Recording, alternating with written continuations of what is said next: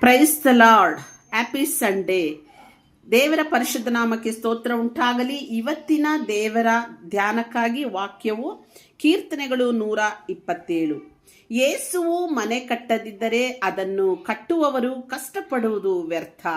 ಯೇಸುವು ಪಟ್ಟಣವನ್ನು ಕಾಯದಿದ್ದರೆ ಕಾವಲುಗಾರರು ಅದನ್ನು ಕಾಯುವುದು ವ್ಯರ್ಥ ಎಂಬುದಾಗಿ ದೇವರ ವಾಕ್ಯ ಹೇಳುತ್ತದೆ. ಹೌದು ಪ್ರಿಯರೇ, ಆತನ ಆಲೋಚನೆ ಪ್ರಕಾರ, ದೇವರ ಚಿತ್ತದ ಪ್ರಕಾರ ಆತನು ಮನೆಯನ್ನು ಕಟ್ಟುವವನಾಗಿದ್ದಾನೆ. ಮನುಷ್ಯರಾದ ನಮ್ಮ ಆಲೋಚನೆಗಳು, ನಮ್ಮ ಒಂದು ಕಾರ್ಯಗಳು ನೆರವೇರುವುದಿಲ್ಲ, ಎಲ್ಲವೂ ಶೂನ್ಯ.